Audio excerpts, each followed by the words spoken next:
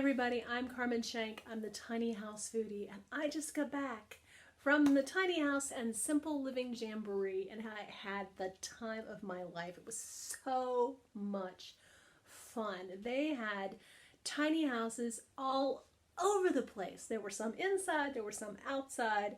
There were those that were built by professionals, companies that build these things, and there were those that were built by individuals, a very do-it-yourself kind of community. There were tiny houses, there were skoolies, van dwellers, a yurt, a big canvas tent. There were all kinds of fantastic creative ways to live, and I loved it. Now, I went around and talked to a variety of people about the changes that they have experienced in the way they eat and the way they shop as they have started to live tiny and tinier. I will be bringing you that information soon. I am really excited about that. But there are, I have 3 books, and I wanted to show them to you just really briefly. This one is The Big Tiny. This is Dee Williams. If you ever get a chance to hear her speak, it's spectacular. She is just such a genuine soul. Her heart is so big and so vibrant. And we got to see the new Tiny House movie, which is called Simplife, S-I-M-P-L-I-F-E, I think, if I remember that correctly. And she's interviewed in that, which is just, it just makes you just love this woman so incredibly much. And I happened upon a session on Sunday morning. Now, I had to scoot out before, I had to catch my flight before the session with her and Jay Schaefer, so I was bummed to miss that.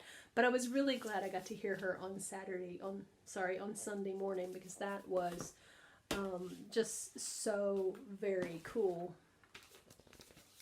This little book makes me so stinking happy. The Big Adventures of Tiny House. This is by Susan and Courtney.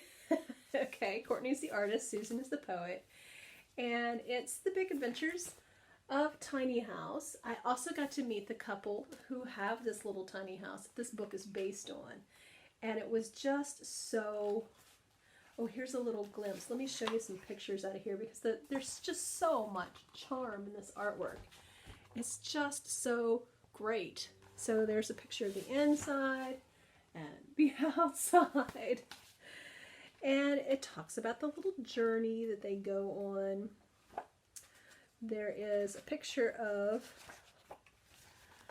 a dog. These kids and this dog.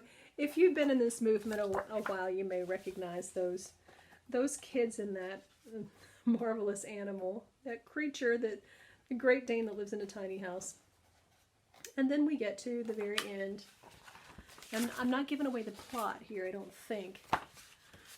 All right, come on, work with me. And then you see the tiny house community, and we've got all kinds of cool things. The Airstream, I've always been partial to Airstream. Look at the treehouse, yay! And here is the tiny house that's the story is written about. So this is a spectacular book.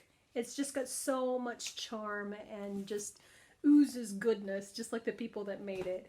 And if you're considering the tiny house journey yourself, get that for the kids. They will really, really love it. Now, this is a book that I've had for a really long time. Not this particular copy. I've got one somewhere, but this is by Jay Schaefer. And I think this is kind of the book that started it all, so to speak. I mean, I said in my speech at the Jamboree on Saturday that my friend Thomas had built a tiny house. He bought some land, built a tiny house, then he got married, added on to his tiny house, and then he got busy building something else. For him, tiny house living was a means to an end, and so then he spent the next 50 years building Monticello. So of course that's Thomas Jefferson. Building tiny houses as a means to an end is nothing new, and that's when we moved into ours. It was very much a means to an end kind of situation. Now, in our case, living tiny has kind of sunk into our hearts and our spirits to the degree that we will it's really changed the dream for us, and we intend to live this way. Period. There's no for now, you know. I mean, the specific house or the specific location will change, but we are tiny house people now. This whole experience changed us. And this was one of the books that was part of that journey for me. And I got it signed. So it was a real pleasure to meet him. And I think one of the points that he makes in the book is just so amazing. And if you have the small space, you can create it with an eye to simplicity and quality in a way that modern houses are not built.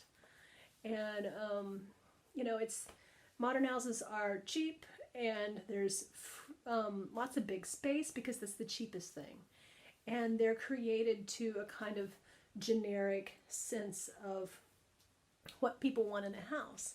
But as I saw this weekend, the ways that a house can be personalized and created to fit a specific need are infinite and wonderful. And that was so much fun to tour these little houses and to meet these folks. So I will be talking much more about that in the future, and also get back on topic with food. But it was such an amazing event, and I enjoyed it so much. So if you have a tiny house festival showing up near you in the up and coming days, make sure you go. Walk through the tiny houses, both the professional ones and the do-it-yourself ones. Meet the people, because the people are amazing. I mean, when you put together a group of people who are not all that into the whole materialism thing, but are really much more into the creativity and the self-expression of the whole thing, those are the coolest people. So it was just so much fun, and it gave me a couple of ideas that I will explore and then share with you. So there's good stuff coming.